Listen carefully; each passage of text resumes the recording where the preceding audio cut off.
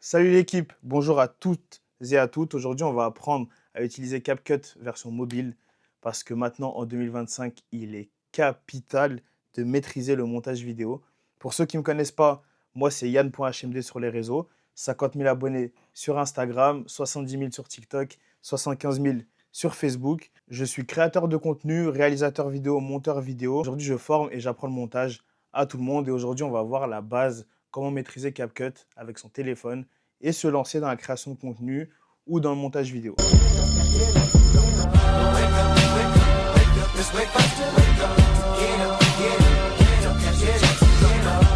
Il faut savoir qu'il y a beaucoup de logiciels de montage, mais CapCut est celui qui propose la version mobile la plus complète. Donc c'est une très bonne chose pour se lancer dans le montage vidéo, même dans la création de contenu, sans aller sur des logiciels trop compliqués comme du After Effects, ou même CapCut mais version ordinateur. Là aujourd'hui, on va vraiment voir les bases de la version mobile en 2025 qui nous permet déjà de faire des très bonnes choses. Donc sans plus parler, on va y aller, on va commencer. Alors, on se retrouve sur l'interface de CapCut. Elle est comme ça. La première chose qu'on va faire, c'est qu'on va cliquer sur Nouveau projet. Nouveau projet, ça va nous mettre dans nos photos, dans nos vidéos. Vous allez vite vous rendre compte quand vous allez commencer à monter qu'il faut être très organisé. Parce que plus vous allez avoir plus vous allez commencer à filmer, plus vous allez commencer à faire du contenu, vous allez avoir énormément de vidéos. Donc, moi, je vous conseille de faire des dossiers par date, etc. Sinon, vous n'allez jamais vous y retrouver et ça va être très compliqué. Pour cet exemple, je vais utiliser une vidéo que j'ai déjà montée, peu importe. On va cliquer dessus. On va cliquer sur ces deux vidéos, par exemple. Et après, on va mettre ajouter en bas à droite. Une fois que c'est fait, on se retrouve sur cette interface. Donc ça, c'est vraiment l'interface de CapCut Mobile. On va retrouver plusieurs sections. Tout en haut, on va retrouver les paramètres dans lesquels on va vouloir exporter notre vidéo. Quand on clique dessus, alors il est possible, si vous avez la version gratuite, que vous n'ayez pas l'icône Ultra HD par l'IA, ça c'est que pour la version professionnelle, mais vous allez retrouver la résolution d'image, donc 1080p, 2K, 4K, la fréquence d'image, la vitesse de codage. Si vous voulez plus en savoir dessus, j'ai sorti une vidéo sur Instagram, vous avez juste à cliquer et j'explique tout dedans. Une fois que vous avez ça, vous choisissez le format dans lequel vous voulez exporter la vidéo. Quand c'est fait, on a juste à cliquer et on retourne sur l'interface. Au milieu, vous avez donc votre vidéo. En bas à gauche, on peut passer en plein écran. Au milieu, on peut appuyer sur Play. Et sur les deux autres icônes, j'y reviendrai un peu plus tard. Au milieu, on a notre timeline. Donc, on va avoir toutes les vidéos qu'on a exportées. Moi, j'en ai exporté deux. Donc, quand vous défilez avec votre doigt, vous avez vos deux vidéos qui vont s'afficher. Ce qu'on va faire, c'est que quand vous allez pincer, vous pouvez dézoomer et zoomer pour y voir un peu plus clair.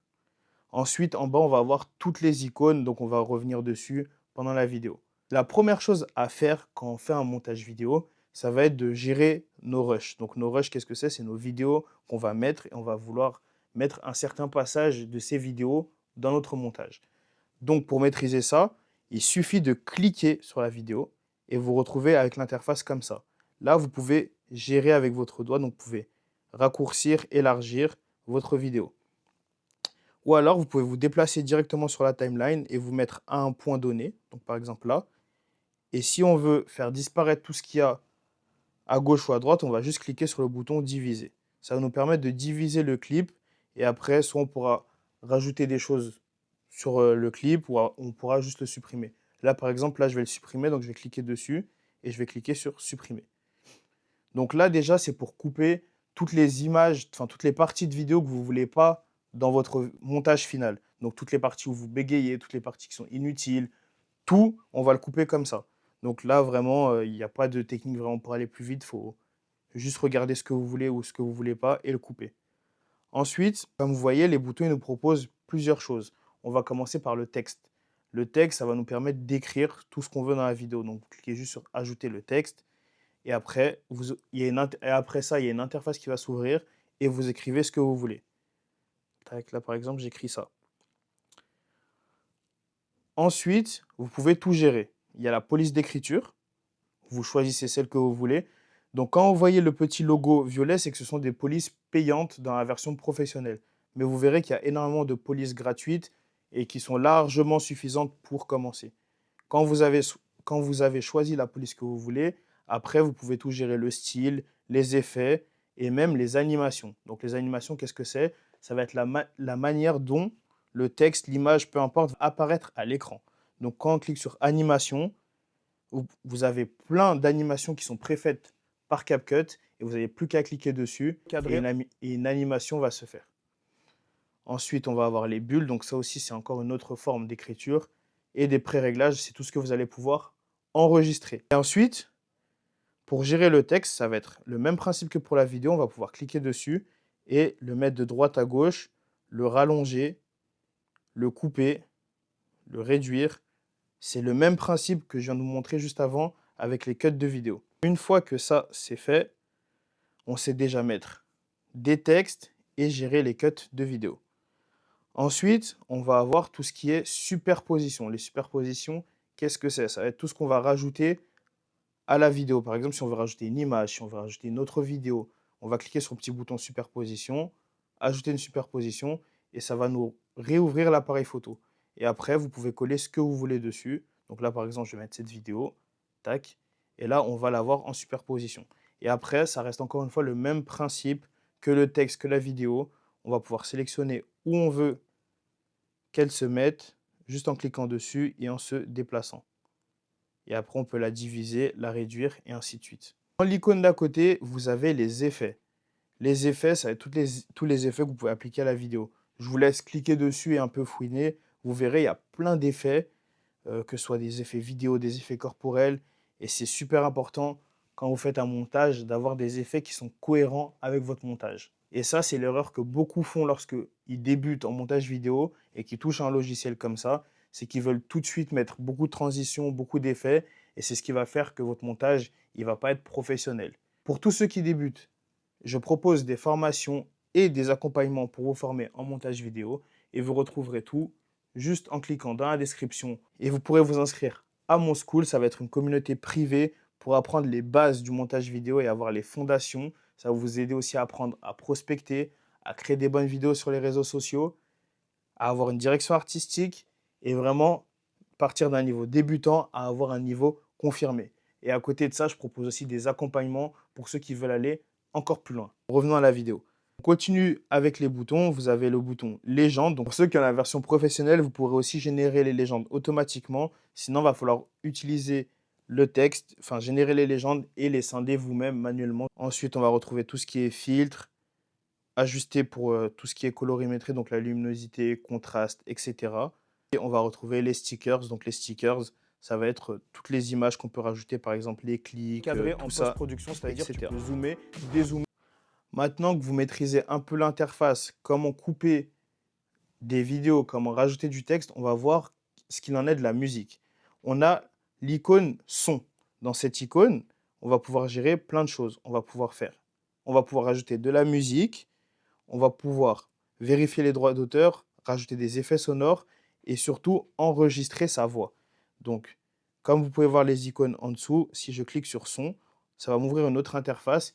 On va avoir les sons recommandés par CapCut et après, on va avoir nos fichiers qu'on peut extraire et on peut aussi connecter notre compte TikTok pour ajouter toutes les musiques qu'on a enregistrées. Une fois qu'on ajoute une musique, c'est toujours le même principe qu'avec les cuts que je vous ai montrés précédemment, pardon. Vous pouvez réduire la musique, vous pouvez la scinder et surtout, vous pouvez gérer le volume. Et très important, gérer le volume avant de scinder le clip parce que sinon, si vous scindez la musique en 15 parties, et c'est pareil avec la vidéo, vous allez devoir gérer le son à chaque partie que vous avez coupée. Alors que si vous le faites avant, bah, c'est déjà fait et vous êtes tranquille. Ensuite, je vous ai dit, on a les effets sonores. Donc, les effets sonores, c'est très important. J'ai aussi une vidéo sur mon Instagram que je vous mettrai en lien dans la bio qui vous explique l'importance des effets sonores. Mais pour les utiliser, vous avez juste à cliquer sur le bouton effets sonores et il y a une large palette d'effets sonores intégrés à CapCut. Et enfin, on va sur le dernier bouton enregistrer qui va nous permettre d'enregistrer notre voix et de faire une voix off sur la vidéo. Donc de parler, de raconter quelque chose directement depuis l'application.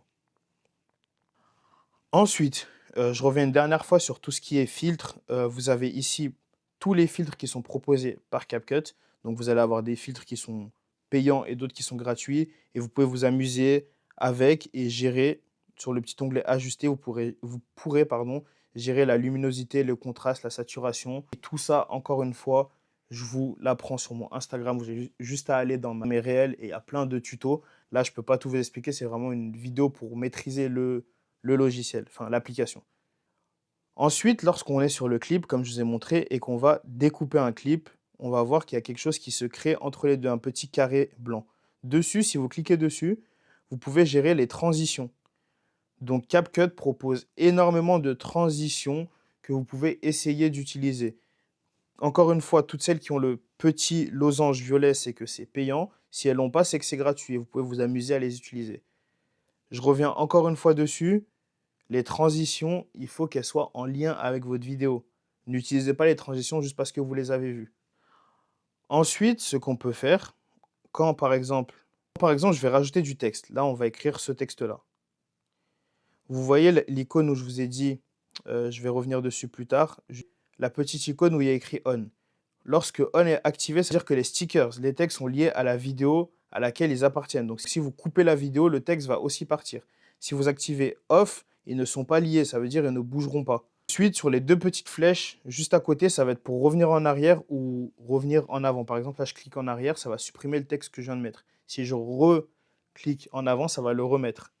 Ensuite, là, je vais vous apprendre des bonus pour commencer à vous lancer dans le montage et avoir quelques bonnes bases. Première chose à faire quand vous êtes sur CapCut, vous allez tout au fond de la vidéo et vous me supprimez le logo de CapCut qui s'affiche automatiquement en fin de vidéo.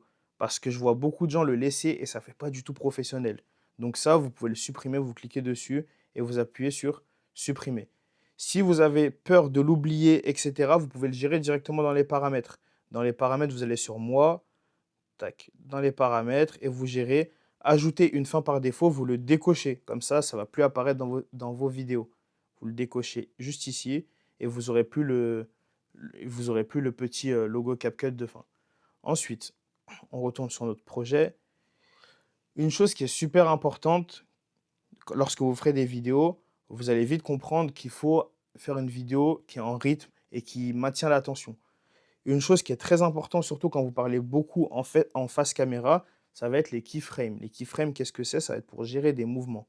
Donc, c'est le petit losange qui se trouve juste à côté des flèches et ça va vous permettre de figer l'image à un point. Là, par exemple, j'appuie sur la keyframe, mon image va être figée à ce point-là.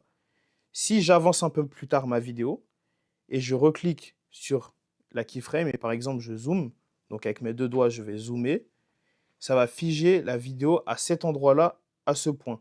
Mais pour aller de la keyframe A à la keyframe B, la vidéo elle va faire un mouvement. Du coup, le mouvement va être automatique et ça va créer, là, dans cet exemple-là, du zoom. Cadré en post-production, c'est-à-dire... Et ça, on peut l'utiliser avec soit du zoom, soit pour déplacer une superposition, comme je vous ai montré tout à l'heure. Donc là, on clique sur le bouton superposition, par exemple. Ajouter une superposition. Je vais ajouter cette vidéo-là. Et là, je vais cliquer sur la keyframe, juste ici. Et quelques secondes plus tard, je vais recliquer sur la keyframe et je vais par exemple rapetissir ma vidéo. Et là, vous allez voir qu'en avançant, la vidéo superposée, elle va rapetissir. Et pareil, si vous voulez faire du mouvement, si je veux la faire aller à gauche, la keyframe, là, je vais la glisser sur la gauche. Hop là. Et vous allez voir que ma vidéo, enfin ma superposition, elle fait tout un mouvement. Ça vous sera super utile quand vous allez commencer à monter des vidéos pour pouvoir soit faire du dynamisme, soit faire apparaître des superpositions, des objets à droite, à gauche de votre vidéo.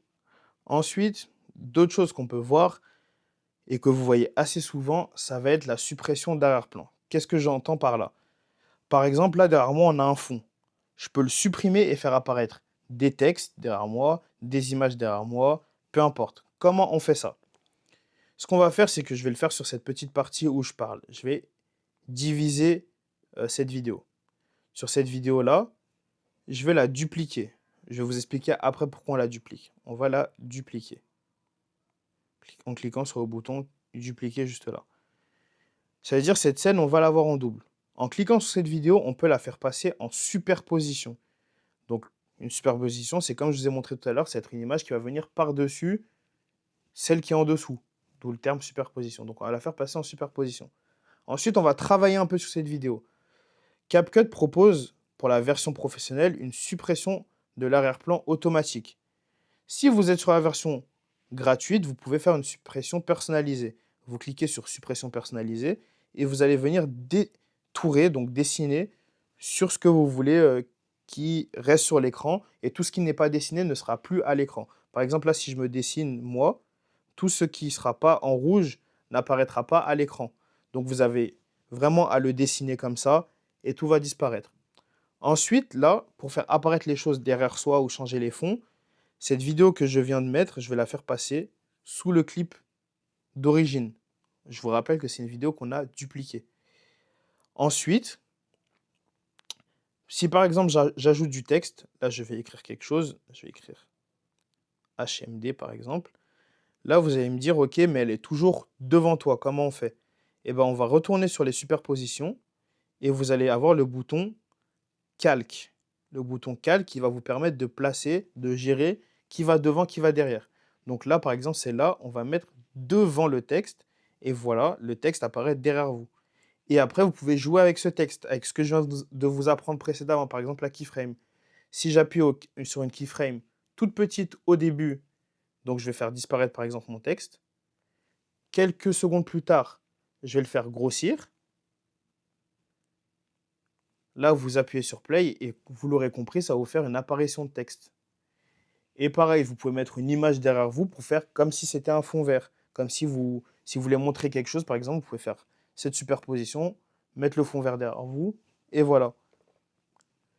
Donc ça, c'est super important à maîtriser. Ensuite, comme vous l'avez vu, ce qu'on peut faire sur les superpositions aussi, c'est qu'on peut gérer... Hop, je retourne sur la superposition. Comme vous l'avez vu, sur la superposition, il se passe plein de choses. On peut gérer, par exemple, l'opacité. Si on veut superposer quelque chose, mais qu'on ne veut pas qu'il soit trop vif, on peut baisser ou augmenter l'opacité de celui-ci. Et ça, on peut aussi le faire sur le clip principal ou sur un texte ou sur une image. Et vous pouvez aussi stabiliser.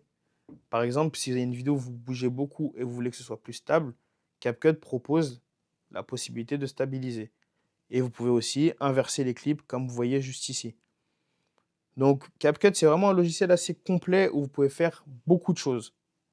Dernière petite chose très importante, c'est ce petit carré qui s'appelle format et vous pourrez gérer directement les formats. Donc 9/16e, ça va être le format TikTok, voilà. Donc 9/16e, ça va être le format que vous retrouvez vertical, donc tout ce qui va être TikTok, Instagram, Short. 16/9e, ça va être le format que vous retrouvez sur YouTube. Qu'on peut gérer, c'est la vitesse du clip. Quand on va cliquer sur vitesse, vous allez voir, il y a normal et courbe. Normal, ça nous permet de faire un clip plus rapide ou un clip plus lent. Courbe, ça va nous permettre de gérer à quel moment on veut que la vidéo soit plus rapide ou plus lente. Donc, par exemple, j'ai cliqué sur cette courbe-là, on va la modifier ensuite. Là, vous voyez, au début, par exemple, je veux qu'elle soit très rapide et après, je veux qu'elle soit très lente. Et bien, ça va le faire automatiquement. Et ça, avec le petit carré normal, vous pourrez gérer juste sur l'entièreté de la vidéo. Si je mets x2, toute ma vidéo sera en x2. Si je mets -0,5, toute ma vidéo sera en -0,5. Et comme je vous ai montré, on peut aussi inverser les vidéos juste en cliquant sur ce petit bouton-là. Voilà pour cette vidéo découverte de CapCut. Avec tout ce que je vous ai donné là, vous avez la base pour commencer à faire des vidéos. Après, bien évidemment, il faut pratiquer énormément pour devenir meilleur. C'est comme tout, c'est comme le foot, c'est comme les mathématiques. Plus vous allez pratiquer, plus ça va être facile pour vous. J'espère que cette vidéo, elle vous aura beaucoup appris et qu'elle va vous permettre de commencer à pouvoir créer des vidéos pour vous. Encore une fois, si vous voulez aller plus loin, je propose des formations et de l'accompagnement. La formation, vous avez juste à cliquer dans mon lien juste en dessous. Ça va vous rediriger sur la page d'accueil où je vais vous expliquer tout ce qu'il y a dedans. Ça va être un groupe privé qui va vous permettre d'apprendre les bases du montage, d'apprendre les techniques qui font qu'une vidéo est bonne. Parce que c'est très bien de maîtriser un logiciel, mais si vous ne maîtrisez pas pourquoi vous utilisez une transition, pourquoi vous utilisez ces animations, pourquoi il faut faire ci, pourquoi il ne faut pas faire ça, votre vidéo n'aura pas le résultat que vous souhaitez. Donc, n'hésitez pas à rejoindre cette formation. Je suis dans le groupe, c'est un groupe privé. Je suis dans le groupe et tous les autres élèves font en sorte qu'on s'entraide. Je suis créateur de contenu. Ça me permet de vivre un peu partout dans le monde. Sur mon YouTube, il va y avoir des vidéos tutoriels comme celle-là où je vais vous apprendre plein de choses sur le montage, sur la création de contenu. Il va y avoir des vidéos aussi sur le business parce que je trouve ça super important de vous apprendre comment vivre des réseaux sociaux, comment vivre de la nouvelle ère dans laquelle on est avec l'IA, avec tout ça. Et il va aussi avoir des vidéos plus tranquilles, plus chill de mon lifestyle, de quand je voyage, etc., etc. Donc abonnez-vous, ça me donne énormément de force et ça me permet de faire beaucoup plus de contenu comme celui-là. J'espère que la vidéo elle vous a plu et moi je vous dis à bientôt. Put the money in the bank. Nobody hit on the side, niggas that shit never bothered me.